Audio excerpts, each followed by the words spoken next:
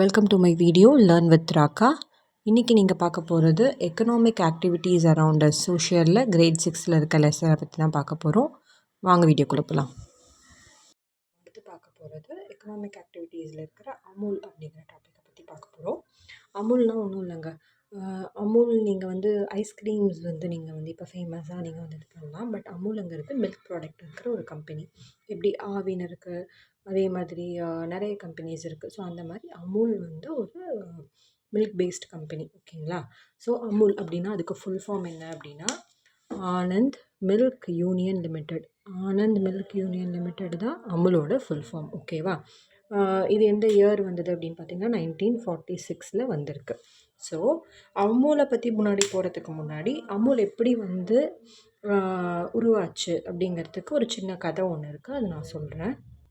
So என்னென்னா, குஜராத்தில் ஆனந்த் அப்படிங்கிற ஒரு இடம் இருக்குங்க. அந்த இடத்துல என்ன ஆச்சு அப்படின்னா, ஃபார்மர் எல்லாருமே மெயின் வேலை என்னன்னு பார்த்தீங்கன்னா பால் கறக்கிறது. அவங்க எல்லாருமே மில்க் மேனாக தான் இருந்திருக்காங்க.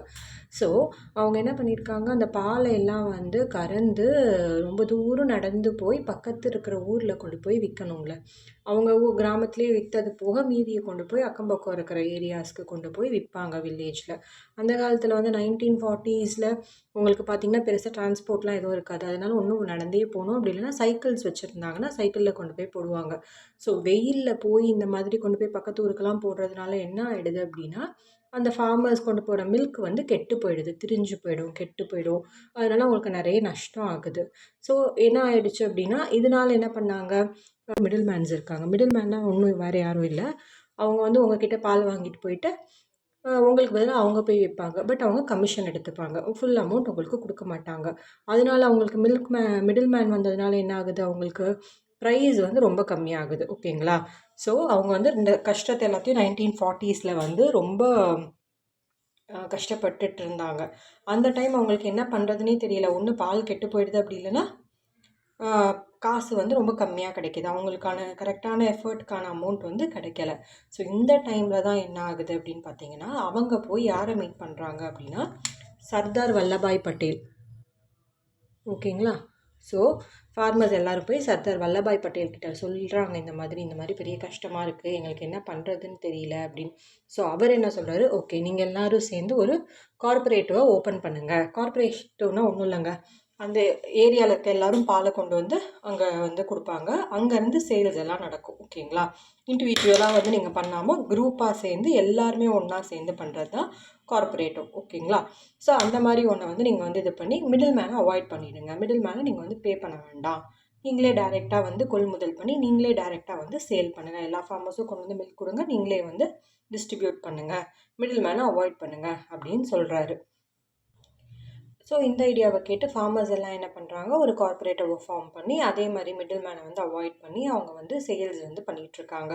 ஸோ இதனால் அவங்க என்ன பண்ணுறாங்க அப்படின்னு பார்த்தீங்கன்னா, மில்கை வந்து குரூப்ஸாக கலெக்ட் பண்ணி சேல் பண்ணுறாங்க.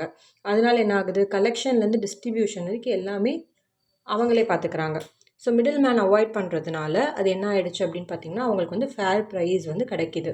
இப்போ என்ன ஆகுது, நிறைய பேர் வந்து இங்கே வந்து மில்க் கொடுக்கறதுனால பாலாக விற்கிறதுக்கு பதிலாக அது வந்து அவங்க வந்து சீஸாகவும் பட்டராகவும் கீயாகவும் பன்னீராகவும் இந்த மாதிரி ப்ராடக்ட்ஸாக மில்க் ப்ராடக்ட்ஸாக மாற்றி அதையும் வந்து சேல் பண்ண ஆரம்பிக்கிறாங்க. ஸோ இந்த மாதிரி இது பண்ணதுக்கு தான் அந்த கார்பரேட்டிவ்க்கு பேர் தான் என்ன அப்படின்னு பார்த்தீங்கன்னா Amul, Anand milk union limited அப்படிங்கிற ஒன்றை வந்து அவங்க வந்து உருவாக்குறாங்க.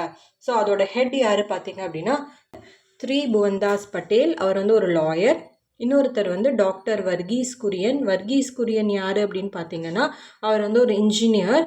அந்த டெய்ரி ஃபேக்ட்ரி, மும்பையில் ஒரு டெய்ரி ஃபேக்ட்ரி இருக்குது, அதில் ஒர்க் பண்ணுற ஒரு இன்ஜினியர். அவரை வந்து என்னன்னு சொல்கிறாங்க அப்படின்னா ஃபாதர் ஆஃப் ஒயிட் ரெவல்யூஷன் அப்படின்னா அது யாருன்னா வர்கீஸ் குரியன் தான் ஃபாதர் ஆஃப் ஒயிட் ரெவல்யூஷன், ஓகேங்களா. ஸோ இவங்களை ஹெட்டாக வச்சு அந்த அமுலை வந்து ஓப்பன் பண்ணி அங்கே வந்து இனிஷியேட்டிவ் எடுத்து பண்ணுறாங்க. ஸோ அங்கே இருக்கிற எல்லா ஃபார்மர்ஸ், விமன் எல்லாருமே என்ன பண்ணுறாங்க, கரெக்டாக வந்து அந்த மில்க் ப்ரொடக்ஷனை வந்து நல்லா பண்ணி அவங்களோட சேல்ஸையும் இன்கம்மையும் நல்லா வந்து இம்ப்ரூவ் பண்ணுறாங்க. ஸோ எல்லோரும் சேர்ந்து ஒன்றா வந்து ஒர்க் பண்ண ஆரம்பிக்கிறாங்க, ஓகேவா. ஸோ அமுல் மூலமாக எப்படி வந்து அதில் எப்படி ப்ரைமரி செகண்டரி டெர்ஷரி இருக்குது அப்படிங்கிறத நம்ம பார்க்கலாம் வாங்க. ஸோ அமுலில் ப்ரைமரி அப்படிங்கிறது என்னென்னா மில்க் ப்ரொடியூஸ் பண்ணுறது, மில்கை அது ரா மெட்டீரியல் இல்லையா. ஸோ மில்கை ப்ரொடியூஸ் பண்ணுறவங்க அந்த ஃபார்மர்ஸ் எல்லாருமே யார் அப்படின்னா ப்ரைமரி. அடுத்து செகண்டரி பார்த்தீங்க அப்படின்னா அதை வந்து ப்ராசஸ் பண்ணுறவங்க, ப்ராசஸ் பண்ணி ஐட்டம்ஸ், அதாவது சீஸா, பட்டரா, கீயா இந்த மாதிரி வெளியில் வருது இல்லையா, அந்த மாதிரி மேனுஃபேக்சரிங் பண்ணி ஃபேக்ட்ரியில் பண்ணி வெளியில் வர இடம் வந்து உங்களுக்கு செகண்டரி. டெர்ஷரி வந்து டிஸ்ட்ரிபியூட் பண்ணுறது, அந்த பாலை வாங்கி பக்கத்தில் இருக்க கடைங்களுக்கு, வில்லேஜஸ்க்கு கொஞ்சம் கொஞ்சமாக அவங்க வந்து ஆல் ஓவர் இந்தியாவே வந்து பண்ணுறாங்க. ஸோ ட்ரக்ஸ் மூலமாக பண்ணுறது, ரயில்வேயில் பண்ணுறது, இந்த மாதிரி நிறைய பண்ணுறாங்க. ஸோ அது எல்லாமே இதில் வரும்னா டெர்ஷரியில் வரும். ஸோ இந்த 3 கேட்டகரியுமே அமுலில் வந்து இருக்குது. ஓகேங்களா? ஸோ இது மூலமாக நீங்கள் அதை வந்து எப்படின்னு தெரிஞ்சுக்கலாம். அடுத்து அமுலை பார்த்து நிறைய அடுத்து மற்ற ஸ்டேட்ஸில் இருக்கிற அவங்களாம் வந்து ஓகே இது ஒரு நல்ல மெத்தடாக இருக்கே அப்படின்ட்டு அவங்களும் டெய்ரி ப்ராடக்ட் கம்பெனிஸை வந்து ஓப்பன் பண்ண ஆரம்பித்தாங்க. ஸோ அதில் சில எக்ஸாம்பிள்ஸ் பார்க்கலாம் வாங்க. நந்தினி கர்நாடகா ஸ்டேட்டில் நந்தினி, மதர் டெய்ரிங்கிறது டெல்லியில், ஆவின் உங்களுக்கு தெரிஞ்சிருக்கும் தமிழ்நாட்டில் ஆவினுங்கிறது மெயின்.